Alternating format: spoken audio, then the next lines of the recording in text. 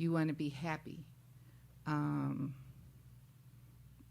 To take out the feeling of wanting to be happy. If you can recap on that. Make sure I'm clear. Are you saying that what would I tell a wife that is married that desires to be happy but yet isn't? I'm trying to make sure I'm clear. Mm-hmm. Yes. Mm-hmm. Okay. See, happiness is very tricky because the Bible it never promises us happiness, right? What happens, and I've done over probably 14,000 appointments in the last 25 years, married, engaged, dating. What I find is that most of the time, a person that is either emotionally underdeveloped, talking about the person's spouse, right? Or let's say that they have a low emotional intelligence, they have a high spiritual conversation, but a lacking spiritual walk.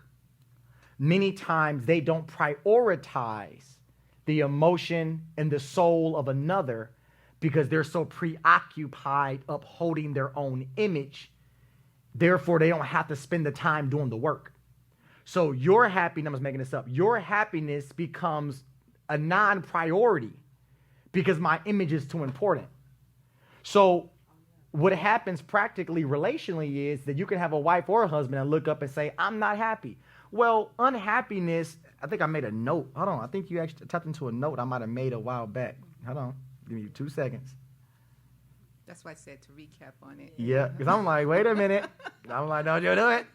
Hold on. I'm going to find you. I'm going to locate you in a second. Yep, I sure did. Here it is.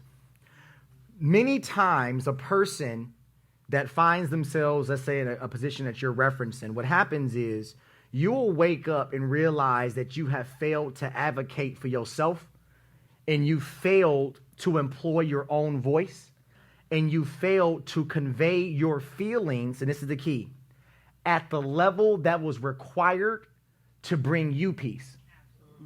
Because many times, and I don't want to call it copping out, because I think that's not an appropriate term for what we're talking about. I would say we bow out because the consequence of change is too deep and too costly.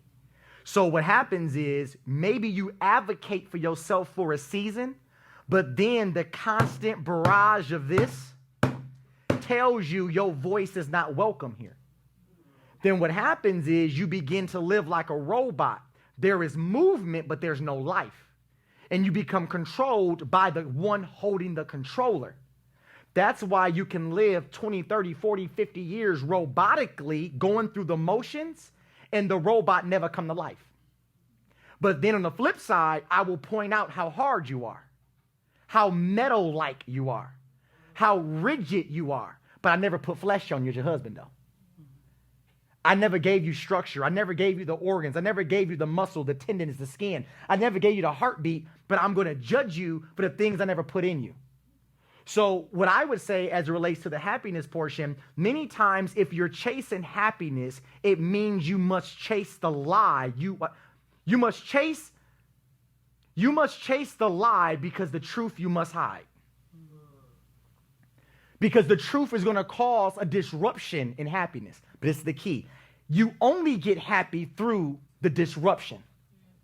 And the problem is most of us are not taught that a disruption isn't always an event, but it can be a 30-year process. That's what devastates the soul. Because in your mind, I told you you hurting me. I told you I don't like this. And our mind says, I told you. But no one taught us. The moment I told you, I ran into your character. I ran into your pride.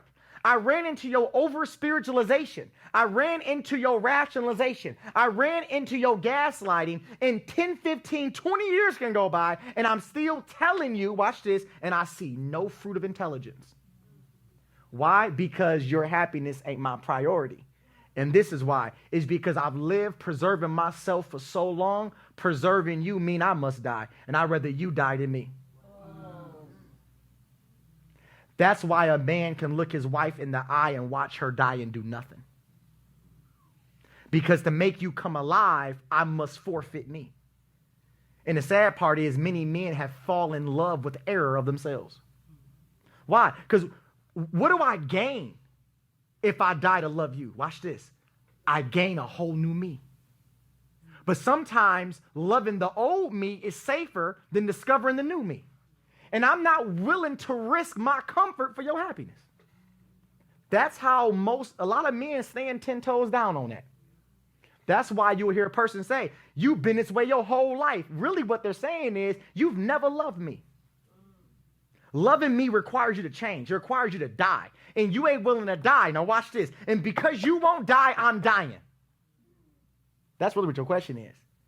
I'm dying, here it is, and you don't see me. I'm already 3 feet under, and you don't even reach your hand to help me out. More importantly, I look up, you the one throwing the dirt on my head. You see, you know what I'm saying? I'm not like talking to you. Right. I'm just like, I'm just getting it out. You feel me? And so it's important to know the difference between, I'm going to be very frank, this is how I talk. It's important to know the difference between somebody pissing on your head and calling it rain. You understand? You're not stupid. So, ladies, you're not dumb enough to think pee is rain. But to the deceived, just be happy you getting wet. See the difference? And I'm just giving it to y'all from the hip. That's just how I talk, right? But I'm just saying you have to know the difference. And to answer your question, I believe that happiness does not come from your spouse ever.